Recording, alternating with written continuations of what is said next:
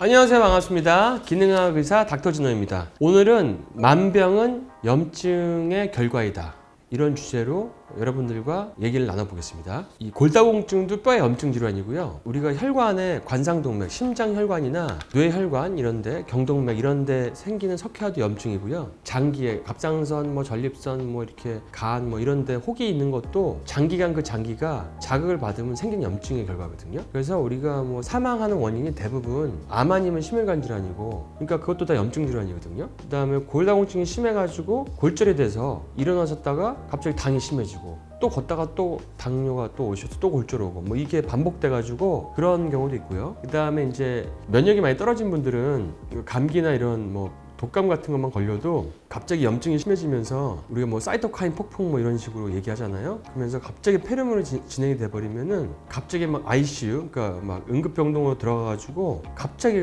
사망하시는 경우가 있거든요. 그런 경우도 이제 폐 염증이 심해지기 때문에 오는 겁니다. 그게 이제 사망 원인 세 번째 이유인데요. 그러니까 염증이 있으면 또 몸이 아플 수도 있어요. 그다음에 알러지도 다 올 수 있습니다.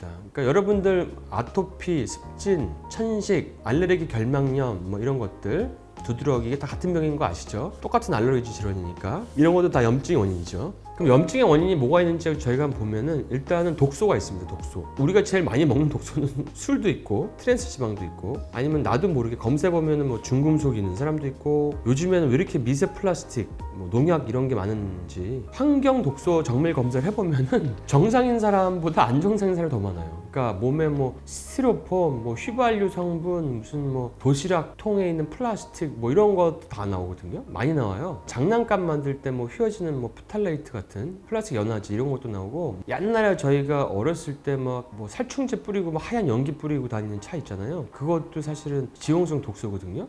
근데 그것도 제 몸에서 나오는 분들이 계십니다. 근데 이런 독소가 많은 경우는 일단 물도 많이 먹고, 소변, 배변도 잘 보고, 땀도 좀 흘리고, 해독할 수 있는 영양제도 잘 먹고, 그래야지 독소가 빠지죠.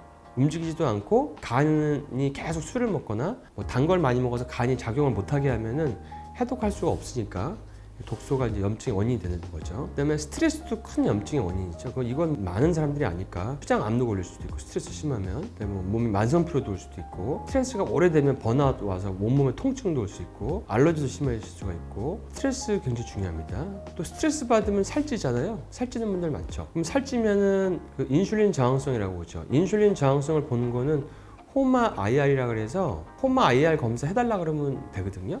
이게 더 정밀하게 보는 건데, 당화혈색소나 공복혈당보다 1보다 낮아야 되는데 1보다 높으면 인슐린 저항성이 있는 건데, 이게 있으면은 이제 복부 비만이 생기면서 몸에 염증이 오고 혈관, 뼈 이런 장기 염증이 다 진행이 됩니다. 그러니까 비만이 오면은 인슐린 저항성이 오는 거죠. 그러니까 대사증후군이죠.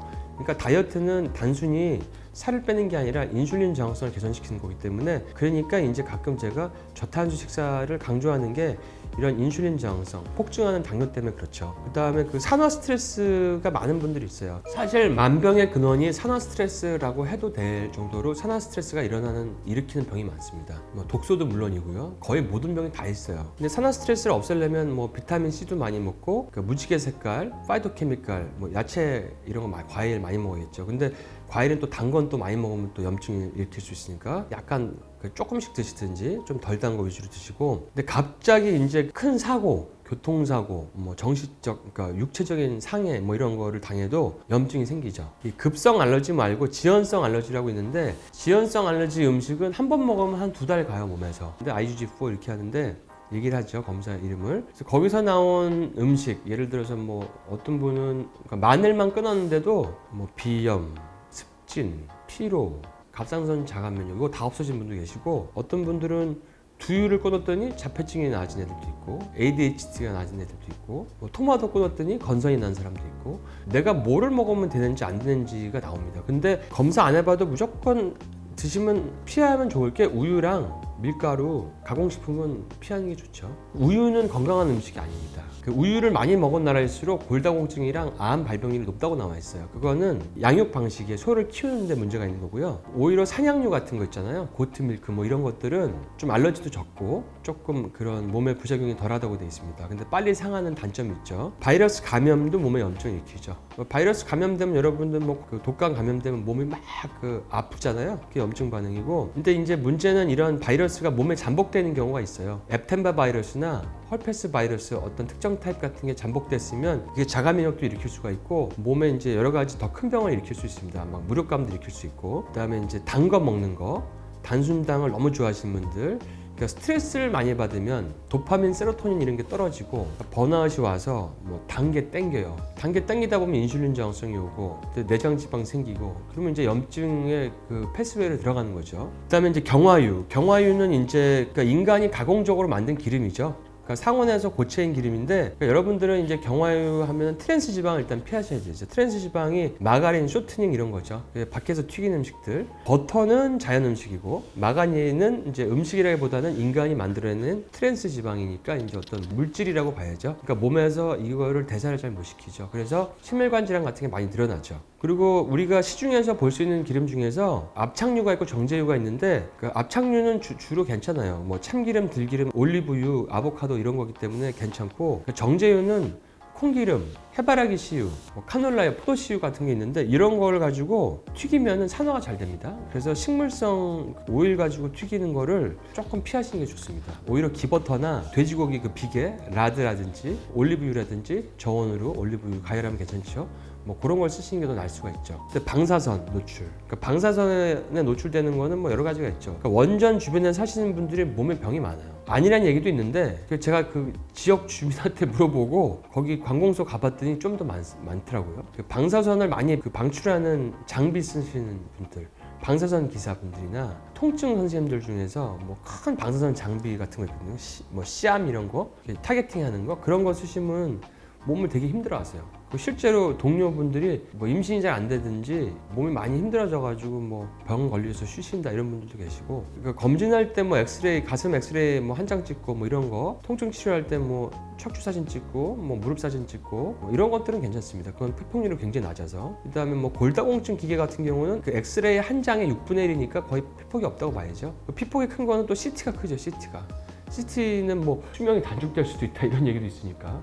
MRI는 또 원리가 틀리니까 MRI는 방사선이 없으니까 괜찮고요. 근데 폐쇄 공포증 있는 사람들이 힘들어하고, 그다음에 이제 뱃속에 나쁜 균이 많아요 사람들이. 그러니까 염증을 장악한 요인이 헬리코박터균도 있고, 헬리코박터균이 있으면 음식이 잘 분해가 안 되고 내려오고, 그러니까 위에 있는 균들이 잘 녹지 않고 장으로 내려오니까 뱃속에 나쁜 세균들이 많이 증식해서 그거를 영어로 SIBO라 그러죠. Small Intestinal Bowel Bacterial Overgrowth라고 얘기하죠. 그래서 그런 게 있으면 전신 염증이 오고 그 균만 죽여도 피부 알러지 같은 것들이나 통증이 많이 사라진 분들이 많습니다. 그리고 박테리아가 있으면 장 누수가 오죠. 뭐 위산저하증, 헬리코박터, 장에 나쁜 균 이런 게 이제 합쳐지고 음식 알러지 같은 게 있으면 장 누수가 오면 이제 뭐 흡수가 안 되면서 영양 결핍도 오고 정말 그 염증들이 심해지는 거죠. 그다음에 비타민 D도 결핍 때문에 염증이 옵니다. 그러니까 비타민들 햇빛을 못 보시는 분들은 보충을 하시는 게 좋고, 제가 진료해본 바로는 우리나라 직업 중에 어부 말고는 다 결핍이더라고요. 거의 다. 농부도 결핍이더라고요. 아라키돈산 대사물이라고 있는데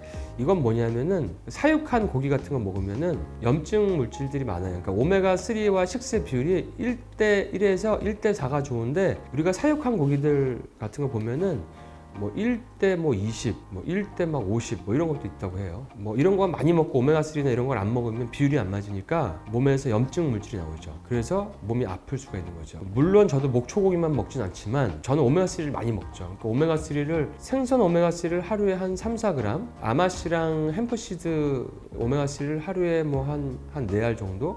그러니까 오메가3만 하루에 한 7-8알 먹는 거예요. 그만큼 중요하니까 매일 먹는 거죠. 그 다음에는 또 영양이 너무 결핍돼도 그럴 수 있죠. 너무 영양이 부족하면은 영양 보충을 해야지.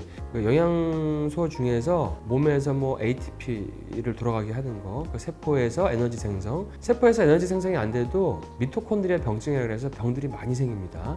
혈압, 당뇨, 퇴행성 뇌질환, 암 이런 거 잘 생길 수 있고요. 잘 생길 수 있고 해독을 하려도 영양소가 있어야 해독을 하거든요. 그러니까 단백질, 아미노산 쪽이 없으면 해독을 시킬 수가 없습니다. 그렇기 때문에 이 영양이 너무 결핍된 분들은 근데 먹어도 살이 안 찐다는 분들이 있어요. 그런 분들은 이제 살이 안 찌는 그 원인이 흡수 장애인지 뭐 다른 원인이 있는지 뭐 스트레스가 심한 건지 아니면 진짜 체질로 안 찌는 건지 아니면 뭐 다른 원인인지를 찾아보는 거죠.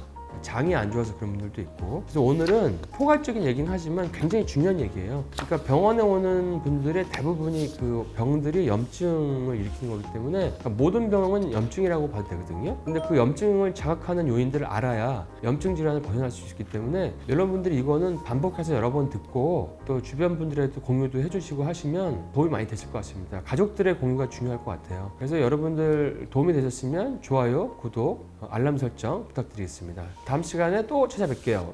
행복한 하루 되세요.